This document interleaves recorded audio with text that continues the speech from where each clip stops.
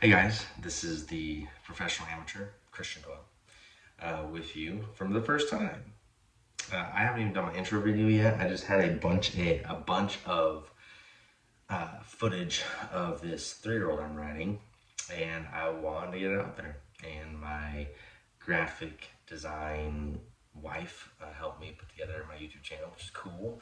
And then I just kind of had all this footage of riding this 3-year-old, and I wanted to get it out there for my sake, which is cool because I get to see the progress that she's made, and then start this channel. So I'm really excited about it. I'm just gonna press play and talk about it as it goes along. Most of it's fast forward through it just because I didn't want it to be an hour long video. And well, there's a lot of cool stuff in it, but I'm just gonna talk through it as it goes along.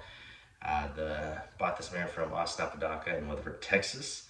I will drop his Instagram link in below. It's Arrowway Rope Horses, and yeah, just with a lot of help from, you'll hear me mention their names. There's a guy named Clayton Eggers, AJ Fuchs, both in Stephenville, Michael Tash is in Sanger, Chuck Butler, Cody Butler, Jim Bob Fritz. All these guys have helped me with this desire to start a 3-year-old. All the desire actually came from, I team rope, obviously. I try to rope calves. I've, been doing this since like 2015, so we're coming on 7 years, and I've never put a foundation on one.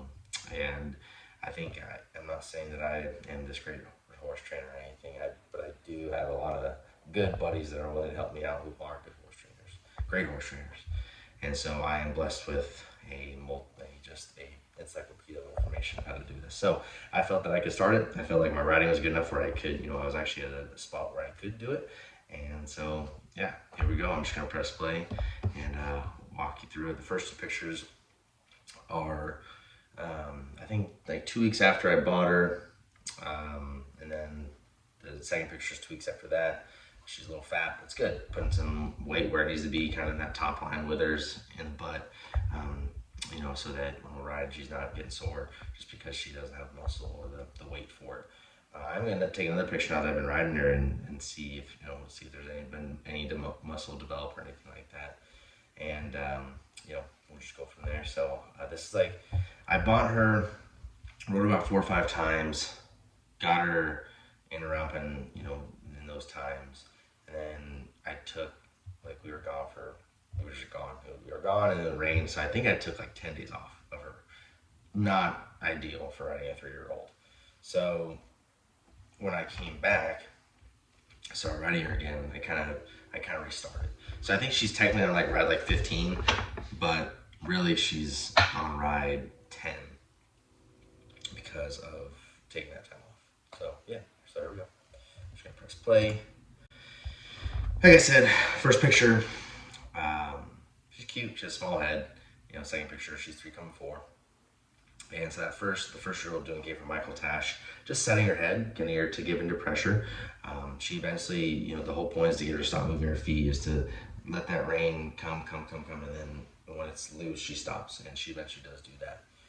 Then that first video is one of the first times I was on her. I think that might have been my 3rd ride before that 10-day period, but she just wouldn't go forward. Very stubborn at it and did not want to go forward. And we went to war. I would kiss at her, I would spur, and then I had my rein. I would try and get her on the butt once or twice, and just to get her to go forward.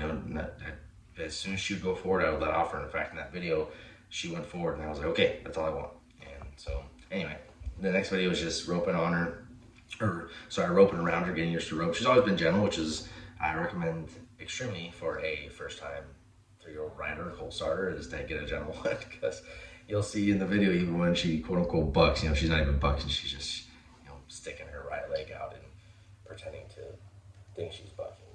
So very blessed to have a gentle one. Right here, like I said, I just wanted to go forward. So like, we're cutting across the round pen. She's not going to the pattern. Obviously, you want to be in control. But for me, my goal, and anything I say might be wrong. I honestly don't know. But in my head was, let's just get her to go forward. Let's help her understand that going forward is what we want, and you can see that's what we did.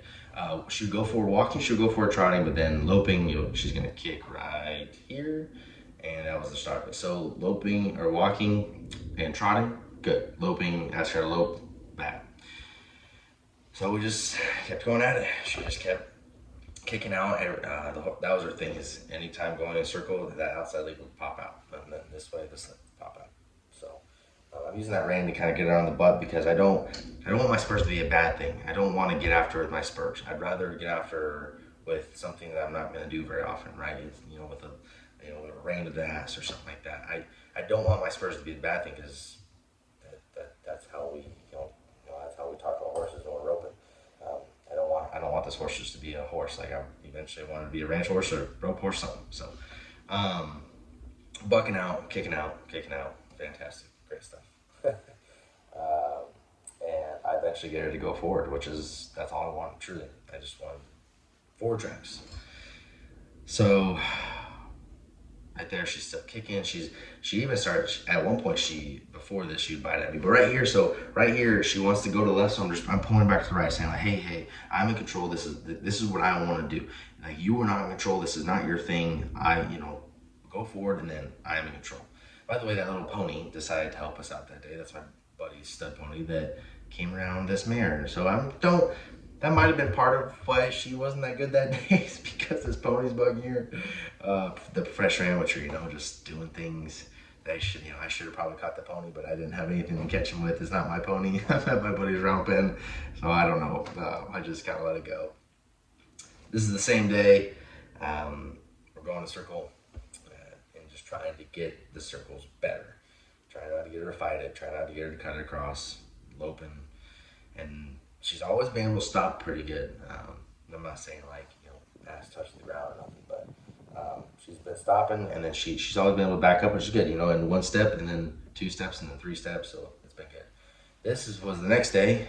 We went to the right really well, and then when we came to the left, and I slowed the video down right here just to give you an example, but went to the right really well. Coming back to the left, and you can see she's kicking, and now here we go. Kick. She's gonna kick again here in a second, but it was all fine and dandy, and then it was almost like as soon as she got tired, which it might have been. As soon as she got tired, she's like, "Hey, I'm tired. I don't want to do this anymore." Which it could be. There's a happy medium, and I feel like there's a happy medium between getting a colt to do what you want, and then I don't want to do what I don't want to do what my wife wants me to do when I'm tired, right? So I feel like there's a happy medium right here. I as a good horse trainer would, I do lunge my 3-year-old. I'm just throwing my leg over a 3-year-old every day. So every time she comes across, I kind of step back, say whoa. I help her understand that, hey, anytime I say whoa, I want you to stop. That's the only time I want to say whoa is to stop. So she's been good at that. She's been doing really well at that. Here we go, coming along. Like I said, walking's always been good. Walking's always been the easy part, but it's the trotting or the loping that's been the hard part that's got me. Or that got her, that she doesn't want to do. So, running along, going in circles, as always, circles. I had somebody tell me a long time ago that, the best way to make horses is circles, and more circles. Like I said, stopping, and Chuck, I mentioned in the beginning, Chuck always told me that there's people that believe in that, don't think that petting a horse is important. He totally believes in it. He's made some great horses. So I've really tried to focus on when she does something good, I stop her, and I stop her, I let her realize what happened, and I pet her, and I say thank you. Like that's what I wanted. I'm not asking you to do anything else but go forward and trot when I ask you trot, lope when I ask you lope, and that's it. So right there, she was doing really good, and at the end right there, the day was kind of back and forth, good and bad. We started good. She kind of was fighting. She never kicked at me that day, but she was kind of fighting. She was cutting across, not doing what I asked her to do, and so like the best part is that when they do something you want them, or when they do the thing you want them to do, and you've had a good session, get off. Let them understand, like, hey, that's what I wanted you to do. Like, that's all I want. I'm off. We're done for the day. So then these next 2 videos that are dark, it's the time of the year, right at 4:30 it's dark. But these are the two best ones. These have been the latest rides. She's, I'm not at what the time I get on her, and you always want to be in charge, but at the same time, she's been stopping really well. That was really fun to watch. The stop has been fun to watch. I really enjoyed that. But obviously you're in charge, but at the same time, I don't want to crucify her or tell her not to go forward when we're working on going forward. So like a lot of times she'll just go off and elope, and I'm okay with that right now. At this very moment, I'm okay with that because I want her to elope. We're also working on right here. As you can see, she's slowed down. I want her to do that. I want her to rate off. I want her to rate off or me a little bit, or a lot. I want her to rate off me. I want her to be like, I don't want her just to know that, hey, if I'm touching her mouth, stop. So I need to be better at soft with my hands, keep going with my feet, and teach her to keep going. Like teach her to keep, I want you to, even though we're loping and then I'm pulling on you, I want you to start trotting and then keep going. I don't want to just hear. And that's for a couple reasons. At some point, they're going to need to learn to run through a bit, right? And not run through it, but they're going to need to learn to run through pressure. Like if you're roping, you're not just letting a full bore, see you later, Mach 7 down the arena. You're in their mouth a little bit, and they need to know that. So that part's been cool. She has been rating off pretty well. And then right here, Jim Bob Fritz, he put a sweat on a horse one time just doing that, just spinning small circles, getting them to think. You'd be surprised loping a horse for 30 minutes and then keeping a horse in a circle, a 10-foot diameter circle, getting them to think and work. That option B will put more of a lather on them than option A. It's pretty cool, and I've seen them do that on my other mares. Also, just call me the mare trainer. That's what I've deemed myself. I have 3 mares in my pasture right now, and this is the best ride out of them all. Is she looked off. We had no struggles of following a pattern. She's in some of the videos she wants to cut across, and I had to use that inside leg and push her back and blah blah blah, fight her there. But she just followed the pattern, and right there she stopped.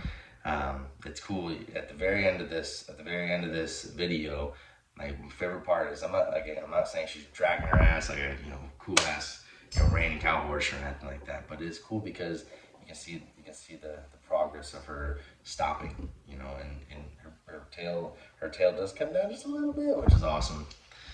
Anyway, so we're coming across. Like I said, we're obviously both sides, right?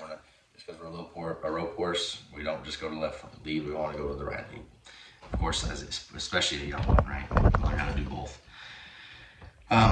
So coming across here, it's been awesome. It's been really cool to see. Like now we're just loping, and so I'm not saying that she's perfect, but I think it's kind of time for the next step. I'm gonna call my buddies and say, hey, like, what next?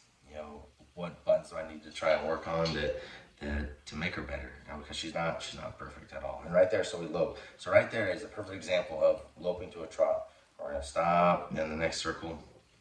But we're loping, and see right there, she drags that butt, which has been pretty cool. I want her to lope, and then I want to slightly pull up. And I want her to slow down, but I want her to keep going. I didn't ask her to stop, so that's on me. I need to be soft with my hands, probably. I'm guessing. I need to be soft with my hands. Keep asking with my calves. I'm not crucifying with my spurs. I'm not trying to be like, man, vamos. Or maybe my spurs just roll them up a little bit, just on their side. Get that rib up. This guy named C.D. Wilcox taught me that. And get that rib up and get that head down. Keep going, right? But I'm not asking her to stop and go. I just want to slow down. Keep going through the bit, and then when I say whoa, stop, you stop. So yeah, this is my first Colt starting process that I've been through. Obviously a long way to go. I just had a lot of footage that I wanted to put into a video form. I'm not gonna edit this video. Maybe at some point, I'll get to the point where like you got those videos where it cuts, it's like a 2-second clip, and they cut out the ums. I'm just gonna post this because I have spent a lot of time on this today. It is a long process. So this is just video 1, hopefully many. But yeah, so this is Ray, Rey, like the Star Wars character, the new Star Wars character. My wife named her, and I hopefully continue to post more videos of her. My goal is to make her into a ranch horse and make her, you know, well enough to ride around well enough that that I can use her, or someone else can use her on a ranch or something like that. I don't know. I don't know if I'll keep her all the way to where we're starting to rope. At the same time, though, I mean, she has been smart. I don't. It has. I'm not saying it's gonna be easy for me. It's been easy for me, but she's smart. She's definitely to the point where it's like, okay, the guy on my back wants me to go forward. If I look forward, we don't get in a battle, and that's easy as that. So I kind of want to see what the next step is. Um, if she turns out to be extremely smart and things are easy, then who knows? Maybe I'll keep her and we'll make her into a bad to the bone heel horse or something like that. She's also only 3 coming 4. Someone told me, I had a buddy tell me that a horse doesn't come to their own or to their full, full grown, like kind of like a 21-year-old, 22-year-old human. Doesn't come in their full until they're 7 years old. And so, she's 3 coming 4, so we still have 3 years of growth and mindset and being not being a mare, not being as marish, everything like that. So we'll see what happens. But thanks for watching. If you have any questions for me, you're always welcome to comment or I don't know, email me. I don't know how this goes, and or I can get you in contact with someone if I don't know the answer. I'm blessed with a lot of good people around me. Thanks for watching, and I'll see you on the next one.